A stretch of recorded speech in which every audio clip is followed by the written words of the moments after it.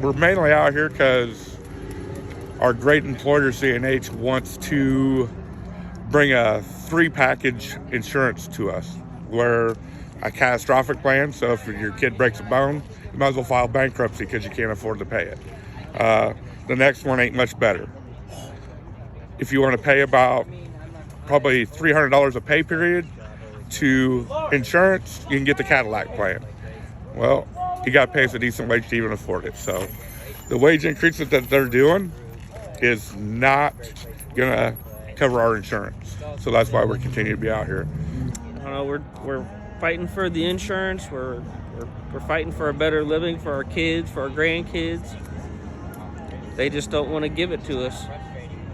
We don't get to use our vacations when we want. And then we get long hours to work and no time to spend with our families. And the last thing I can remember is that they're trying to really screw up our retirement. Some of the retirees are already having problems with CASE.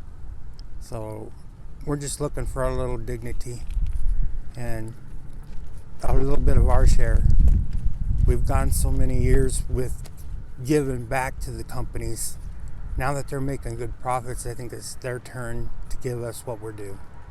Well, what do you say to the GM workers and the Ford workers? Because if a company like this can do it to you, what could GM or Ford or Stellantis do to those workers?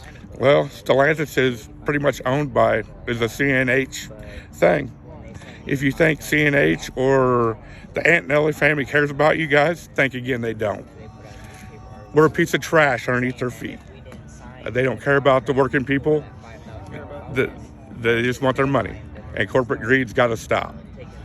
And we're trying to stand up, and hopefully we'll get a decent contract. Mm-hmm. Future of what's going to happen in the union starts with us. It started with John Deere, which is in the Quad Cities from here, which is the main rival for our company in this area. And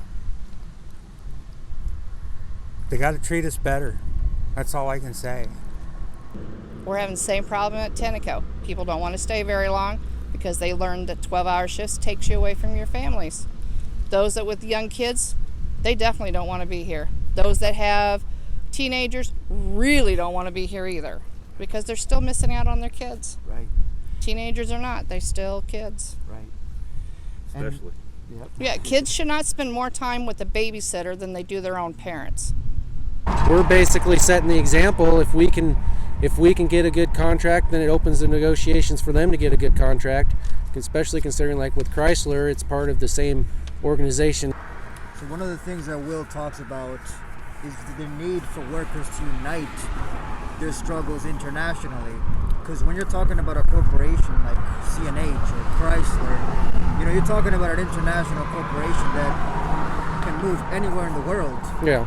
So what Will is saying is that workers in Mexico, in Canada, in India, in Germany need to unite their struggles. They need to communicate. They need to coordinate themselves in order to fight this international corporation. What do you think about that? I think it would help on many levels because the simple fact is that once you start, it's like for our struggle is if they were hurting at the other plants as much as, if every plant was on strike right now, then you'd see an end to it real quick because the money wouldn't be coming in for them anymore. But since it's just, as far as they're concerned, we're just a puddle that, what they're not producing here is not hurting them when they can, because I believe they was in the process of opening up a plant in Brazil making the backhoes.